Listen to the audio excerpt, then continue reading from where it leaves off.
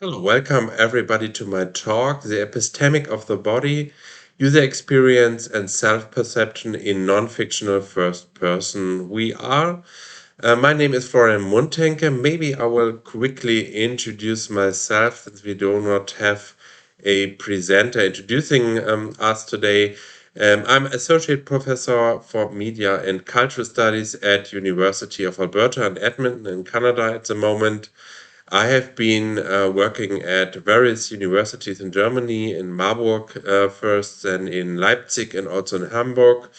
I have been doing some research, mostly on documentary film and the media passages between fictional and non-fictional film, also dealing with new media art, experimental film, and storytelling in digital media. And in the last years, I've been focusing on the field of the digital documentary, so interactive web documentaries first, and then also virtual reality nonfiction, which I also will be talking today about.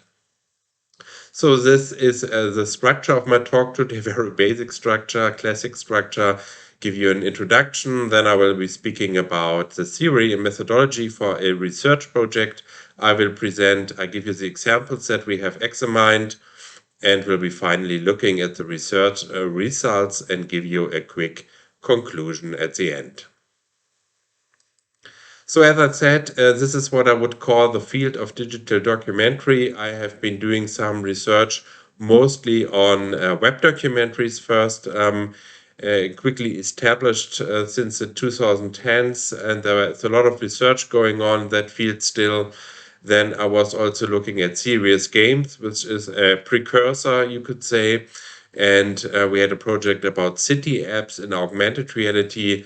And now, in the last 2 years, so to say, I've been focusing on VR documentaries, mostly on VR experiences that are interactive, but also on non-interactive 360-degree films.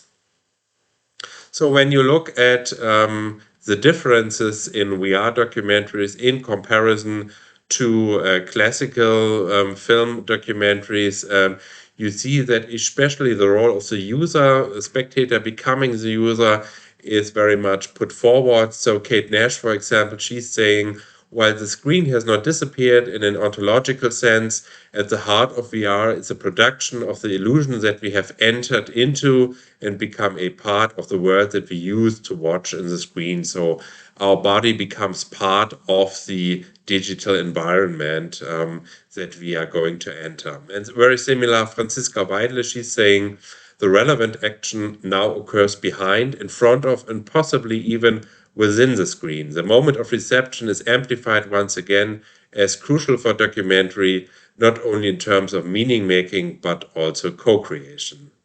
And I have labeled that in another text as a discourse of subjective experience that is going away from the classical discourse of sobriety that Bill Nichols has been defining for documentary film.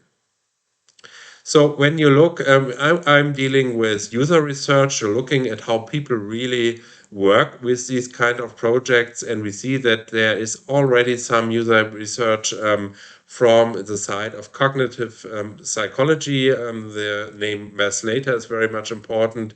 He's located at the University of Barcelona and studying there in the event lab. And he has written about the topic since almost 20 years with various co-authors. He also was dealing with immersive journalism, which you can say is a precursor to the documentary projects I will deal with in a second. He's saying one of the most remarkable aspects of immersive virtual environments is that people tend to respond realistically to virtual situations and events, even though they know that these events are not real. Even more surprisingly, this response as if real occurs even though the level of fidelity with respect to everyday physical reality is severely reduced. So even if we know it is not as truthful and detailed as the virtual reality world, we still accept that and behave as if we are in a real environment.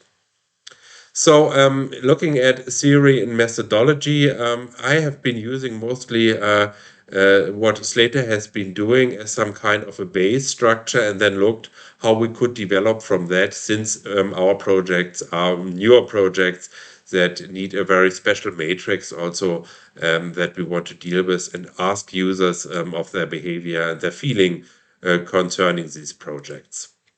In an early text called First Person Experience of Body Transfer in Virtual Reality, Slater and his colleagues are dealing with two topics: the place illusion and the plausibility illusion of virtual reality.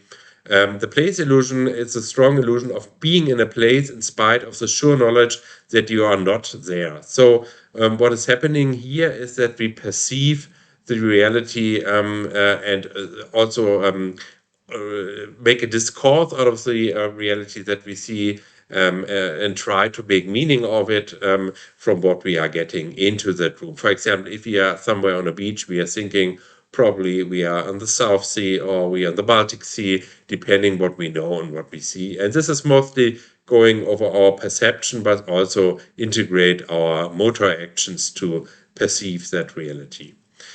The plausibility illusion, on the other hand, he's saying about that, while place illusion is about how the world is perceived, the plausibility illusion is about what is perceived. So it is really interesting that what is apparently happening in the virtual reality and how these ongoings, what we see in the world, is in any way plausible. And we also perceive that with our eyes, with our senses, but also we try to make sense cognitively and make meaning out of it. So these two items, the place illusion and the plausibility illusion, are very much important, but also quite different. Place illusion is more perceptual, and it can be re-established after being broken. For example, if we see the grid in virtual reality, we forget about it in the next second. But the plausibility illusion of what is happening in the virtual world is happening also on a cognitive level and is hard to recover if it is broken. So in another text, I already mentioned that text about immersive journalism, immersive virtual reality for the first person experience of new.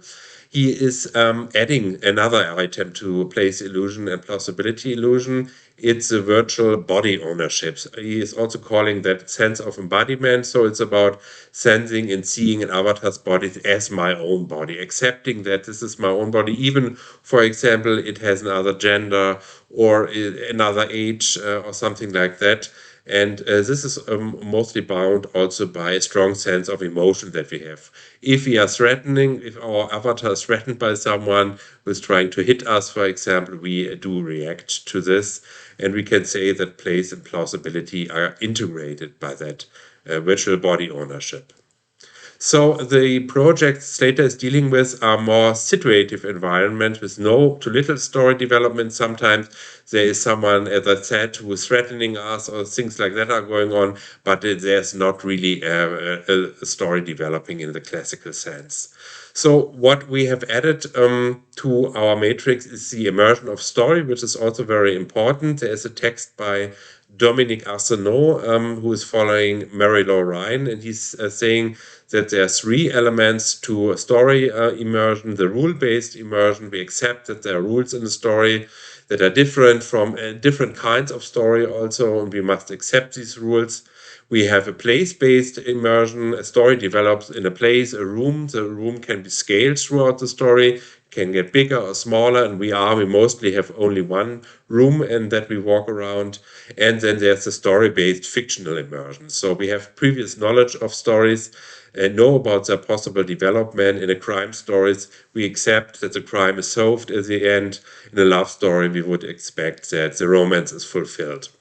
So adding these three elements of the story illusion to it, we see that we already have the place there. To build a diegetic space is linking back to place illusion, and the rules, the systemic immersion, is linking to the plausibility.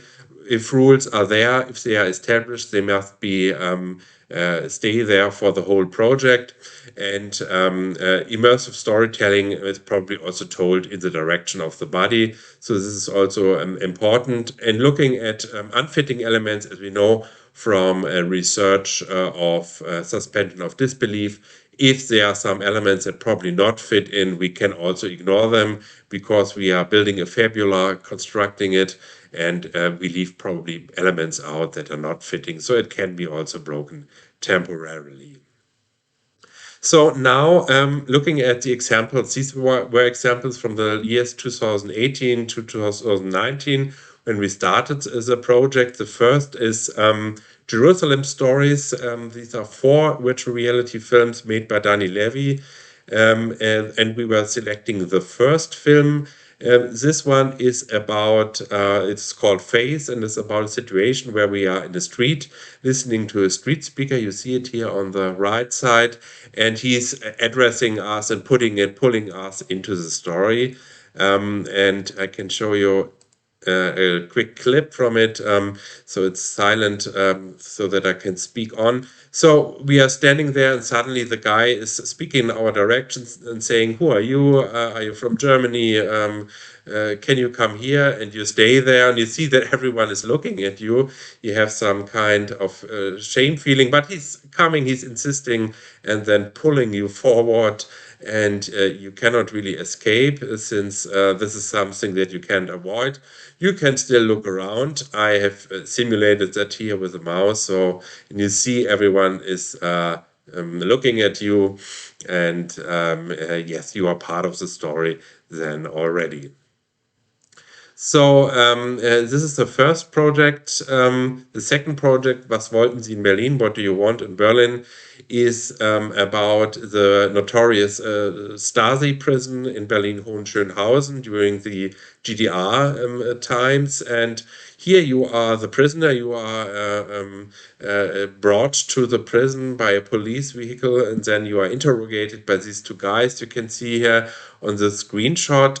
Again, there's a lot of direct talk to direction to you, but you cannot really do anything. You can speak, but it wouldn't change the run of the story. But still, you feel also very much afraid and then full of shame. You have to undress, you are examined, and then brought into another interrogation room. This project called 4 Feet Blind Date is a little bit different since it is not fully third person perspective. You're changing the perspective from third to first person and back several times. It tells the story of Juana, who is a young girl who is sitting in a wheelchair, and she is taking her first steps in dating, writing with a young man on the internet, and finally entering a bus, going to the city and meeting him there in a park. This is basically the story. And we have moments where we can see the story from her eyes, especially in the bus, where she has to ask the bus driver to put out the ramp that she can exit the bus and so on. And we also see the couple sometimes from a third person perspective, as it is given here in that screenshot. What is important about the project is that you are, as a user, sitting in a wheelchair yourself, as you can see it in that image. So you have the feeling of the obstruction of that device that the young woman feels directly in the surrounding reality. So you, with your head, with your senses, with your eyes and ears, you are in the world of Juana, but with the rest of the body, so to say, your legs, your arms, you are in that wheelchair and get some kind of a sense how this is for her. The last project, again, is a little bit different since it is computer generated, not real life. It is called MANIC VR by Kalina Bertin. It is about topic-wise about manic depression, bipolar disorder. We have an off narration of people affected by the illness and telling about their experiences. And what is going on is that the episodes are changing how the perception is going on. So we are in that room, it looks like a study or living room, and we can switch through the Polaroid images. We can put on a record, and we see that the perception of the reality is changing when people talk about a manic episode or a depressive episode that is going on in that project. So now we were having 24 participants in the whole, so 6 participants for each project. They were getting HTC Vive glasses and experiencing the project from start to finish. And then we were doing a interview with them according to a flexible questionnaire, taking into account place illusion, plausibility, sense of embodiment, and storytelling. And people also could talk about irritating or unfitting things and formulate desires and wishes about the project. They said this could be changed. This was distracting, for example. So I'm not reading the whole questionnaires or anything like that. So I only have 2 slides for summarizing the results of the project. First of all, I've changed my image from before. You see, plausibility illusion has moved out of the main center to the right, because plausibility illusion was really not taking a big part in the interviews. People were very much immersed in the projects and found the stories very much believable. They were saying they were in the game or in the film, something like that. And even if some of the relations that were there, for example, the historical element in the Stasi prison was really far away from our nowadays life, or the computer-generated images of that room were not as realistically as in the other films, still nobody questions the plausibility. The place illusion and story illusion in relation to the body was very much important. Sensing and experiencing the space and how the space is constructed, if it is open and wide as in Jerusalem or confined and closed as in Berlin. This was very much important for people and mentioned often, and also what will happen to the body in the story. So these stories are really developed in direction to the body. If we are imprisoned or having a date, these are things that we can relate to and have some kind of a feeling. There was also going on a kind of an identification with the feelings, the situations, Ghana, and people were having expectations. For example, many people in that episode with the street speaker were saying, okay, I don't want to be really in the center of the story, first of all, but then I was also interested how it ends, what's happening to the street speaker, why I'm there. So and people wanted to have the fulfillment of the story as well. We then made this a little bit more abstract and looked a little bit closer at the items of place illusion and story illusion, each really in relation to the bodies. We have the place illusion or body illusion also when we watch films. For example, Linda Williams was writing about body genres, horror film, for example. But this is very much different in virtual reality. So first of all, these films establish the space very much. So we are making some kind of orientation. We are mapping, walking around. The place illusion was established. We are already a character in that story, in medias res. We are there as a prisoner, and then it develops from that point. And how the space is, if it's bigger or smaller, this is really playing an important place, and also what is happening to our bodies. The physiological conditions are very much questions, like in the wheelchair episode. On the other hand, the feeling for time and how time is developed was very much important about the story aspect, especially when with the breaking of the fourth wall, so the user himself, herself as part of the story, that was really integrating everyone into what was going on. So what, if somebody speaks to you suddenly from the side saying, hey, can you help me, something like that, we are totally in it. We forget about everything else that is surrounding us. And this is exactly what is happening in these films, especially in Berlin and Jerusalem, that people forgot about looking around and what is happening there, what he's talking about. It's really about what is happening to me. So the question is, what is happening to me in my body, and how do I change, and how do I come out of this? So there are emotions, very strong emotions, shame, probably also in MANIC we are delusion, and surprise also, but also fulfillment in the love story that could be identified with. So I would say finally the epistemic of the body. In first person non-fictional we are, the body plays an important role in substantiating and authenticating the experience of place on the one hand, and also of story development. All of these projects are really told in the direction of the body of the user, including the physical but also cognitive aspects. So if you want to understand what's going on, you need the epistemics of the whole body to be fully perceived.